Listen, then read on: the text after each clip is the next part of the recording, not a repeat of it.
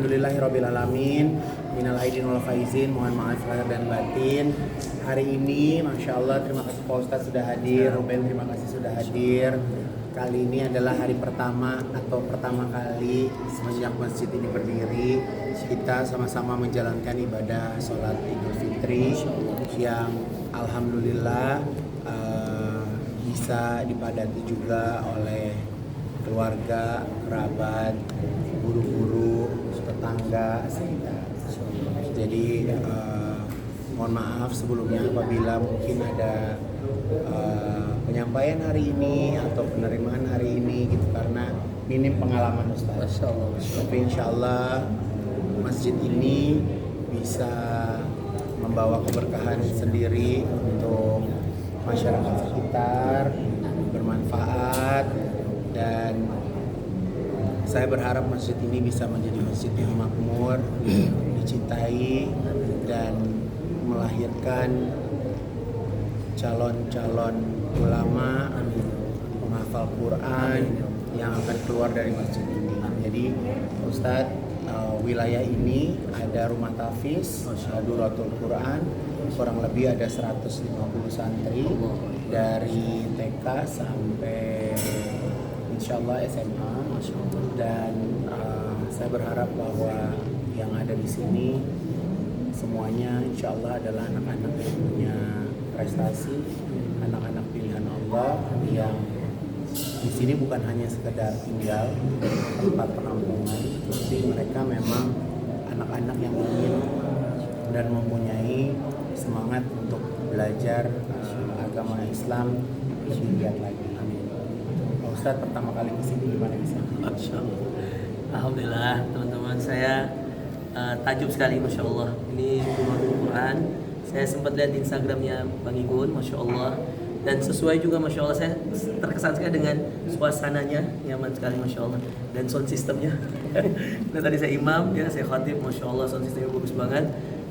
Sangat mendukung ya, karena memang mohon maaf Bang Igun, ini mungkin bisa disampaikan, saya sampaikan juga pada kesempatan ini, teman-teman yang punya masjid ya, mungkin penting memperbaiki interior bagus ya, tapi sesungguhnya yang paling penting dari esensi masjid itu juga adalah sound systemnya, karena ceramah imam itu berpengaruh banget sama sound system. Jadi terima kasih Bang Igun sudah undang di tempat ini, dan saya terkesan sekali bisa hadir ya. Jadi kita bahas juga tentang hidayah, tentang bagaimana insya Allah kita semua istiqamah di jalan Allah dalam kebaikan, dan mudah-mudahan masjid ini melahirkan sesuai dengan niatnya penghafalan Quran yang kemudian hari bukan hanya menjadi orang-orang yang terkenal di dunia, tetapi juga nanti menjadi pemberi syafaat kita di akhirat.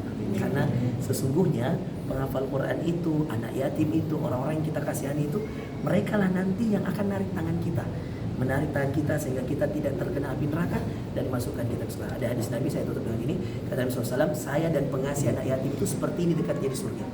Jadi orang yang selalu mengasihi anak yatim, menghafal Quran, itu nanti dekat, sangat dekat di surga Allah Azza wa Jalla. Dan mudah-mudahan kita terus istiqamah untuk terus peduli kepada mereka, karena mereka lah yang nanti akan menolong kita, tidak hanya di dunia tapi juga nanti di akhirat. Nah, harus ngomong. Gantian. Gimana tahun lalu kan kita sholat nih, tahun lalu kan lo launching, ya kan, musik Islam. Tahun ini alhamdulillah kita bisa sholat di masjid kita. Gimana Ruben? Ya, saya percaya takdir ya, kalau Betul. Karena kita mau menghindari dari dia, kita sholat lagi sama dia di sekarang. Jadi ya senang gitu, karena bisa kembali dikasih kesempatan lagi untuk bisa bertemu di Idul Fitri ini. Mudah-mudahan masih bisa terus ke depannya di Idul Fitri berikutnya, dan dia bangga lah, ya nggak kepikiran gitu ya. Jadi dia tadi nanya, kepikiran kalau tiba-tiba di Idul Fitri ini kita dia udah punya masjid, ya nggak kepikiran lah. Aku bilang sama Ruben tahun depan gue sholat di masjid lu ya. Insya Allah, amin ya Allah, amin. Ya pokoknya udah, kalau gue dari sendiri, udah sendiri aja, kalau enggak ya kan, kalau ada di beban terus dia ngomel aja seneng gitu, maksudnya ya di Idul Fitri ini masih bersama sahabat dan bertemu dengan banyak orang. Diajak ikut untuk kesini, sholat di sini. Dia meminta, terus akhirnya aku kesini, dan memang ya baru dari sini kan baru muter ke tempat-tempat saudara gitu. Jadinya sama Igun kebagian bisa sholat id bareng. Terus habis itu ya sesuai dengan dia akan memperbaiki tahun ini, akan ngasih makan ketupat dan katanya di sini tahun kemarin kan gak ada ketupatnya kan, makan pempek. Tahun ini katanya ada ketupatnya. Jadi dia mau menepati janji dari tahun kemarin ya. Gitu aja. Masya Allah. Tapi tadi terlihat dari jam 5 kurang udah hadir di sini. Itu mau mempersiapkan. Ya kan namanya rumah sendiri. Kita kan harus menyambut tamu yang hadir, memastikan segala sesuatunya itu sesuai dengan rencana, ya kan. Lagi pula masjid ini kan belum punya pegawai yang banyak, gitu kan. Dan ya memang harus dikontrol gitu. Jadi alhamdulillah tadi kita jam 4 udah ada di sini, kita bisa subuh bareng dulu, ya kan. Jadi ya karena aku tuh orangnya termasuk detail ya gitu kan, bikin alur perempuannya lewat mana, gitu kan. Jadi kan perempuannya posisinya di atas terus tempat duduknya memang udah diatur semuanya gitu. Jadi ya kalau segala sesuatunya rapi kan memang seneng ya gitu, dan memberikan kenyamanan di dalam sebuah pelayanan tuh buat aku senengnya tuh beda ya gitu. Dibandingin kayak ribet gitu kan nggak enak gitu. Tapi kalau tadi bisa nyambut, bisa kenalan sama tetangga juga itu kan, karena kita kan mau nggak mau kita hidup itu kan bertetangga gitu kan. Dan ini Ramadan ini adalah salah satu momen silaturahmi, bisa kenal sama tetangga, ada yang di belakang, ada yang di depan, ada yang di samping gitu kan. Dan kita juga harus bisa menghargai keputusan berhari raya, bahwa ada tetangga-tetangga juga yang sudah berhari raya kemarin, gitu kan. Jadi memang kalau di wilayah ini, wilayah masjid ini memang sudah terbagi, Ustaz. Jadi ada yang memang sudah berhari raya kemarin dan berhari raya hari ini. Jadi kita harus kita harus bisa bertoleransi bahwa Islam itu indah, ya kan. Jadi kita harus bisa hidup berdampingan.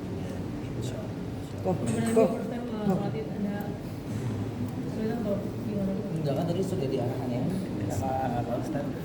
Jadi makin mudah lagi dan jadi makin lebih tahu lagi. Sebelumnya udah dijelaskan.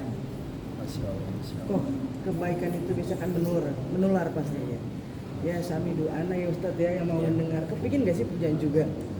Iyalah. Sama bangun masjid sendiri gitu. Ya. Saya lagi mau ngajak Ruben, saya insya Allah bersama dengan Cinta Quran Foundation, kita mau buat 99 masjid di tahun ini, dari Sabang sampai Merauke. Jadi masjidnya itu nanti kita buat dengan harga yang insya Allah terjangkau. Jadi nanti Ruben bisa pilih mau masjidnya ada di mana. Jadi nanti masjidnya itu ada 99 dengan nama-nama indahnya Allah dari Sabang, ya dari Sabang sampai Merauke. Jadi kita bukan bangun masjid dari awal, tapi kita memugar, merenovasi masjid yang ternyata di daerah, di tempat-tempat pelosok itu banyak masjid-masjid yang tidak terawat kondisinya gitu, karena ya karena satu kondisi ya, itu pasti akan banyak. Makanya saya untuk masjid ini dari awal saya banyak peraturan tuh buat marbotnya, ribet deh. Pokoknya mesti begini, mesti begini. Karena saya pengennya karena saya pengennya bahwa masjid ini bisa hidup ratusan tahun ke depan. Amin, betul. Jadi nggak mau ada ngeliat bocor sedikit, nggak mau sumpek, nggak mau apek, nggak mau karpetnya bau. Jadi benar-benar harus terjaga gitu. Jadi makanya aku bilang sama marbot aku, lo sama gue tahan-tahan ya, kalau gue orangnya ribet. Jadi ngomong dari awal. Siap, ya, betul. Dan macam-macam. Aku bilang di masjid ini macam-macam. Lo ada pohon empel, ada pohon di depan gitu. Jadi kalau sampai nih pohon mati, lo yang ditanggung deh akibatnya. Jadi makanya semuanya yang ada yang kelihatan mesti dijaga gitu. Jadi walaupun Pak Ustadz masjid ini belum 100%, kita pagarnya belum jadi. Terus di sebelah kanan ini aku bikin dapur sama tempat makan buat anak-anak. Karena kemarin di bangunan yang lama itu nggak ada tempat makan, jadi anak-anak makannya di lantai. Jadi insya Allah udah ada kantin, ada dapur proper karena masaknya kan jumlahnya banyak. Nah kalau di atas ini adalah tempat belajar santri perempuan nantinya di atas Allah, yang belajar. Masya Allah. Jadi santri lakinya ada di Bawah. bawah. Masya Allah. Nanti di atas itu juga ada perpustakaan Allah sama Akbar. ada ruang guru. Masya Jadi Allah. ya insya Allah anak-anakku di sini bisa belajar aman, nyaman, Amin. ya kan. Jadi dengan fasilitas yang sudah kita bangun karena Allah pastinya, jadi mereka yang ada di sini juga udah tinggal belajar. Tinggal belajar. Udah nggak usah mikirin Yang kapan lain-lain kita udah. makan, kapan kita Udah. segala macam, semuanya udah Betul. disiapin. Jadi insya Allah ya udah tinggal belajarnya aja dibagusin. Masya Allah, Masya Allah. Oke Ivan, ini kan konsisten nih karena Allah sekali lagi tadi kan dibilang ngerasa gak sih bahwa segala sesuatu itu dimudahkan. Masya Allah. Ya saya selalu cerita bahwa saya kembali ke Allah dengan kondisi yang baik-baik saja. Bukan kondisi sakit hati, bukan kondisi kecewa, bukan kondisi sedih. Gitu. Jadi saya bersyukur bahwa Allah memberikan jalan yang nikmat buat saya. Gitu. Jadi saya nggak perlu dikasih Allah jatuh dulu baru pulang. Ya. Gitu. Tapi Allah mengembalikan saya dalam kondisi saya yang masih muda, masih sehat, masih kuat. Gitu. Jadi ya itu harus disyukuri gitu karena itu satu nikmat Allah yang lebih dari apa yang kita punya gitu, lebih dari harta, lebih dari apapun gitu. Itu namanya nikmat hidayah. Ya, dan masjid ini dibangun juga dari rezeki yang nggak diduga gitu. Allah. Jadi masjid ini harusnya jadinya 1 tahun, tapi kita kayaknya 8 bulan masjid ini udah jadi. Gitu. Jadi alhamdulillah dikasih rapi, dikasih kokoh, dikasih ya kesempurnaan hanya milik Allah ya Ustaz. Betul, Tapi betul. maksudnya untuk bisa jadi, untuk bisa kita rasain senikmat ini sih buat aku udah lebih dari Luar cukup. biasa, Masya Allah. Kok Ruben? Iya. Pasti sama dia. Habis lebarannya gimana waktu itu? Ngapain aja tuh? Ya kita yang penting kita kelarin dulu perut dia deh. Ya kan, habis itu dia mau keliling ke keluarganya terserah, yang penting nggak ada utang ya. Yang penting perut dia udah damai gitu. Ya, oke, teman-teman terima Ya, kasih. teman-teman ya, sehat selalu ya. Kok Ruben dekat sama Kak Igun, titik baliknya apa sih yang satu yang dilihat dari Kak Igun? Perubahan yang sangat luar biasanya ya, mau kebaikan pastinya. Ya perubahan dari Igun kan nggak usah saya jelaskan, semua juga udah bisa melihat ya. Jadi dari uploadan dan postingan aja udah berbeda gitu. Dan itu memang Igun itu ya dia jujur. Apa yang lagi dia rasakan ya itu yang dia tulis gitu. Apa yang dia itu ya itu yang dia upload. Nah kalau suasana yang dia lagi rasakan sekarang ini, bagaimana dia bisa berbagi semua, berbagi ya baik setiap cerita kan pasti, baik setiap kita itu pasti punya ceritanya masing-masing gitu ya. Tapi minimal banyak hal positif yang bisa kita ambil dari amal yang beliau lakukan, itu justru bisa menjadi contoh, malah menjadi penyemangat untuk kita yang belum bisa melakukan gitu. Jadi kan kita doa dulu ya, mudah-mudahan kita bisa melakukan hal kebaikan yang sama gitu. Tapi mungkin karena saya public figure ya, jadi media itu kan selalu ada. Tapi aku yakin di luar sana juga banyak orang-orang yang lebih dari kita yang Ya, betul. karena mereka bukan public figure, Tidak jadi terliput. tidak terliput. Tapi masya Allahnya, kenapa saya bisa cerita seperti itu? Karena pembangunan masjid ini pun tidak luput dari para donatur, Allahu alam siapapun orangnya. Bahkan saat ini di pembangunan masjid ini ada orang jamaah yang setiap hari itu konsisten transfer Rp1.000 ada. Allah. Konsisten. Rp1.000. Rp1.000. Ada yang Rp5.000 konsisten. Ada yang Rp10.000 konsisten. Ada yang 10 juta setiap bulan konsisten. Jadi segala macam bentuk bisa kita bayangin ya, beraneka ragam bentuk ciptaan Allah yang peduli Ya Allah. sama rumah Allah itu luar biasa. Jadi kalau misalnya kita cek di mutasi kadang melihat gini, oh ternyata memang sedekah itu harus konsisten.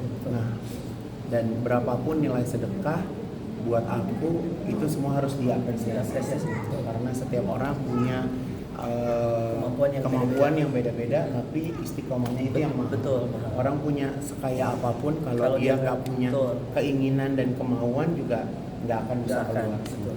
Dan itu menjadi amalan yang paling dicintai Allah. Rutin walaupun sedikit. Ya, kata Nabi, rutin walaupun sedikit. Konsistennya itu mahal. Aku mungkin terakhir dan titik baliknya Ruben juga sudah pasti. Sekarang ini Nanya balik. ngelihatnya. Ya, jadi kalau misalnya kalau Ruben ini kan memang Ruben sama saya itu sosok yang harus ditemani, karena ya mungkin hampir semua manusia pasti ada on off-nya ya. Ustadz pun kadang ada on off. Betul. Tapi bagaimana caranya kita ibadah itu sudah kita jadikan sebuah rutinitas. Jadi kalau kita tidak melakukan, pasti rasanya jadi ke badan nggak enak, gitu kan. Jadi ya insya Allah semakin kita ngerti ibadah, jadi semakin kita punya rasa takut, rasa khawatir, rasa cemas apabila kita tidak melakukan ibadah tersebut. Terima kasih.